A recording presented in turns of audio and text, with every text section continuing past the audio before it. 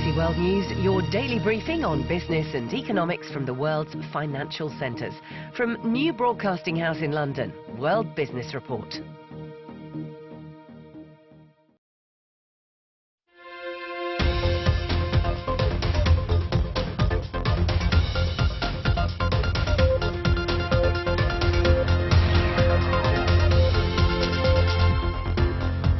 $2.1 billion, friends, and counting, and more profit than ever. But Facebook users are spending less time on the network. How about this for a number? 20 million new toilets. But will this giveaway from India's latest budget be enough to keep voters happy ahead of a general election? We're going to be live in Delhi.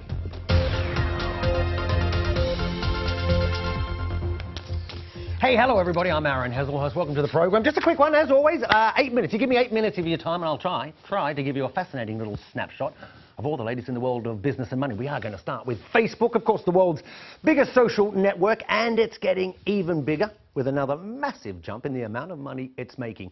As yet more people around the world, they're signing up. But despite some more mind-boggling numbers, Facebook has revealed that its users are actually spending less time on the network. Let's take a look at the details, because all the money it's raked in, revenue in the last 3 months of last year, came in at almost $13 billion, mostly from advertising, and around a third of that was profit.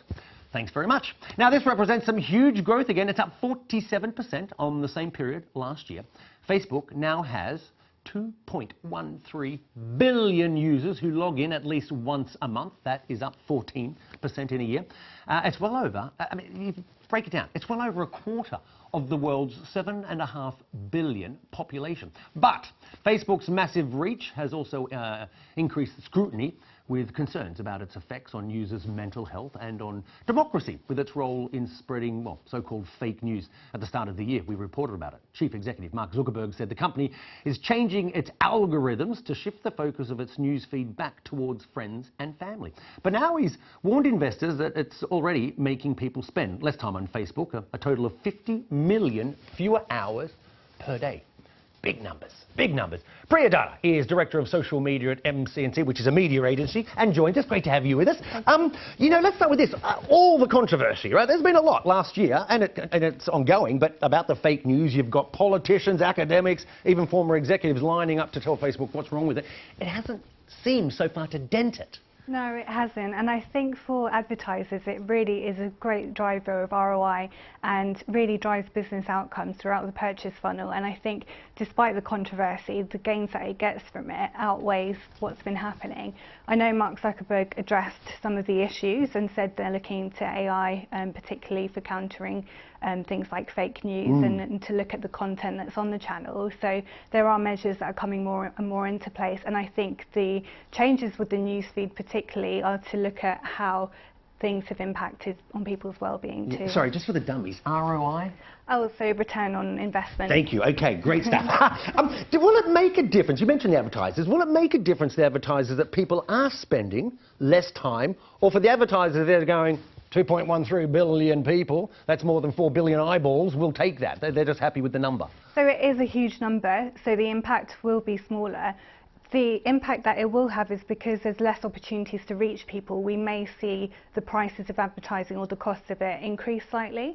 So we'll continue to monitor that. But I think, as you say, because there is such a vast number of people, it will be a minimal glitch. Although it's interesting, talking about the vast number of people, they've continued to grow with the monthly users, but that actual growth has slowed, hasn't it? Exactly. But what we're looking to see is that with the prioritisation of content from families and content that has more meaningful interactions, the time that people then do spend on Facebook will be more compelling, and they'll be more interesting and more sticky with the platform, so they'll stay with it for longer, which means that content that is put out by brands and advertisers will be more highly received and better engaged with as well.